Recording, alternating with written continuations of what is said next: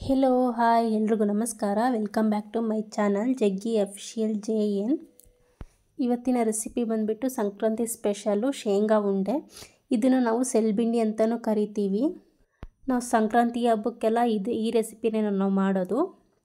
ಬನ್ನಿ ಯಾವ ಥರ ಮಾಡೋದು ಶೇಂಗಾ ಉಂಡೆ ಅಥವಾ ಸೆಲ್ಬಿಂಡಿ ಅಂತ ತೋರಿಸ್ಕೊಡ್ತೀನಿ. ತುಂಬ ಸಿಂಪಲ್ಲಾಗಿ ಈಸಿಯಾಗಿ ಮಾಡ್ಕೋಬೋದು.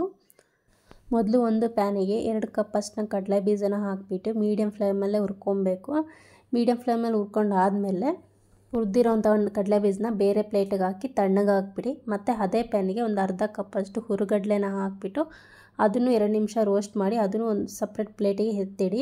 ಮತ್ತು ಅದೇ ಪ್ಯಾನಿಗೆ ಒಂದು 1/4 ಕಪ್ಪಷ್ಟು ಬಿಳಿ ಎಳ್ಳು ಹಾಕಿಬಿಟ್ಟು ಮೀಡಿಯಮ್ ಫ್ಲೇಮಲ್ಲೇ ಹುರ್ಕೊಬೇಕು. ಹುರ್ಕೊಂಡಾದ್ಮೇಲೆ ಅದು ಒಂದು ಪ್ಲೇಟಿಗೆ ಸೈಡಿಗೆ ಎತ್ತಿಡಿ. ಮತ್ತು ನಾವು ಹುರಿದಿರೋಂಥ ಕಡಲೆ ಬೀಜನ ಮೇಲೆ ಚಿಪ್ಪೆ ಎಲ್ಲ ತೆಗೆದುಬಿಟ್ಟು ಕ್ಲೀನ್ ಮಾಡಿ ಸೈಡಿಗೆ ಇಡಿ. ಮತ್ತು ಒಂದು ಮಿಕ್ಸಿ ಜಾರಿಗೆ ನಾವು ಕ್ಲೀನ್ ಮಾಡಿರೋಂಥ ಕಡಲೆ ಬೀಜ 1.5 ಕಪ್ಪು ಮತ್ತು ಹುರಿದಿರೋ ಅಂಥ ಹುರುಗಡ್ಲೆ 1/4 ಕಪ್ ಹಾಕ್ಬಿಟ್ಟು ಇನ್ನು ಮಿಕ್ಕಿರೋ ಹುರುಗಡ್ಲೆನ ಸ್ವಲ್ಪ 1/4 ಕಪ್ ಹಂಗೆ ಸೈಡಿಗೆ ಇಡಿ. ಮತ್ತು ಹುರಿದಿರೋ ಅಂಥ ಎಳ್ಳೂ ಅಷ್ಟೇ ಸ್ವಲ್ಪ ಮಿಕ್ಸಿ ಜಾರ್ಗೆ ಹಾಕಿ ಇನ್ನೊಂದು ಸ್ವಲ್ಪ ಸೈಡಿಗೆ ಎತ್ತಿಡಿ. ಮತ್ತು ಇದಕ್ಕೊಂದು ಏಲಕ್ಕಿ ಹಾಕ್ಬಿಟ್ಟು ಗ್ರೈಂಡ್ ಮಾಡ್ಕೊಬೇಕು. ಕಡಲೆ ಬೀಜನೆಲ್ಲ ತುಂಬ ನೈಸಾಗಿ ಪೌಡ್ರ್ ಮಾಡ್ಕೊಳಕ್ಕೆ ಹೋಗಬೇಡಿ. 1-2 ರೌಂಡು ಮಿಕ್ಸಿ ಜಾರಿಗೆ ತಿರ್ಸಿದ್ರೆ ಸಾಕು ಅಷ್ಟೇ. ನೋಡಿ ಇಲ್ಲಿ ನಾನು ತೋರಿಸ್ತಿದ್ದೀನಲ್ಲ, ಈ ಹದ ಬರೋವರೆಗೂ ನೀವು ಪೌಡ್ರ್ ಮಾಡಿಕೊಂಡ್ರೆ ಸಾಕು.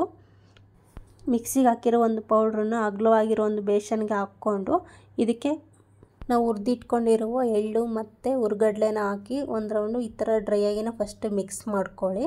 ಮಿಕ್ಸ್ ಮಾಡಿಕೊಂಡು ಸೈಡಿಗೆ ಇಡಿ. ಮತ್ತು ಈಗ ಪಾಕಕ್ಕೋಸ್ಕರ ಪಕ್ಕದಲ್ಲಿ ಒಂದು ಕಡಾಯಿಗೆ 2 ಉಂಡೆಯಷ್ಟು ಬೆಲ್ಲ ಮತ್ತು 1.5 ಕಪ್ಪಷ್ಟು ನೀರು ಹಾಕ್ಬಿಟ್ಟು ಬೆಲ್ಲನ ಕರಗಿಸ್ಕೊಳ್ತಾ ಇದ್ದೀನಿ. ಇದು ಪಾಕ ಥರ ಬರಬೇಕು ಅನ್ನೋ ಅವಶ್ಯಕತೆ ಏನಿಲ್ಲ, ಜಸ್ಟ್ ಬೆಲ್ಲ ಒಂದು ಕರಗಿದ್ರೆ ಸಾಕು. ನೋಡಿ ಈಗ ಬೆಲ್ಲ ಕರಗಿದೆಯಲ್ಲ, ಈಗ ಅದನ್ನು ಈ ಪೌಡ್ರಿಗೆ ಸ್ವಲ್ಪನೇ ಬಿಸಿ ಇರೋವಾಗಲೇ ಸ್ವಲ್ಪನೇ ಹಾಕ್ಕೊಂಬಿಟ್ಟು ನಾವು ಉಂಡೆ ಕಟ್ಕೊಬೇಕು. ಎಲ್ಲ ಒಂದೇ ಸರಿ ಪಾಕನೆಲ್ಲ ಹಾಕ್ಬಿಟ್ಟು ಕಟ್ಟಿದ್ರೆ ನೀಟಾಗಿ ಬರಲ್ಲ. ಅದಕ್ಕೆ ನಮ್ಗೆ ಎಷ್ಟು ಬೇಕೋ ಅಷ್ಟು ಸ್ವಲ್ಪನೇ ಪಾಕನ ಹಾಕ್ಕೊಂಬಿಟ್ಟು ಈ ಥರ ಉಂಡೆ ಕಟ್ಕೋಬೇಕು ಚಿಕ್ಕದಾಗಿ. ನಿಮ್ಗೆ ದೊಡ್ಡ ಸೈಜ್ ಬೇಕಾದ್ರೆ ದೊಡ್ಡ ಸೈಜ್ ಕಟ್ಕೊಳ್ಳಿ, ಇಲ್ಲ ಚಿಕ್ಕದೇ ಸಾಕು ಅಂದರೆ ಚಿಕ್ಕ ಉಂಡೆ ಮಾಡ್ಕೊಬೇಕು.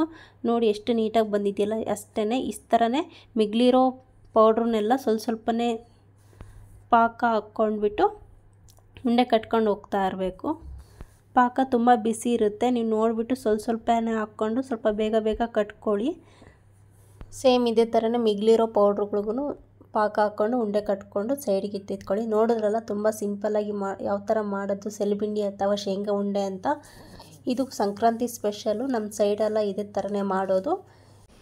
ಈ ರೆಸಿಪಿನ ನೀವು ಒಂದ್ಸರಿ ಮನೇಲಿ ಟ್ರೈ ಮಾಡಿ ನೋಡಿ. ಈ ವಿಡಿಯೋ ಏನಾದರೂ ಇಷ್ಟ ಆದರೆ ಪ್ಲೀಸ್ ಲೈಕ್ ಮಾಡಿ, ಶೇರ್ ಮಾಡಿ ಆ್ಯಂಡ್ ಸಬ್ಸ್ಕ್ರೈಬ್ ಮಾಡ್ಕೊಳ್ಳಿ. Thank you for watching.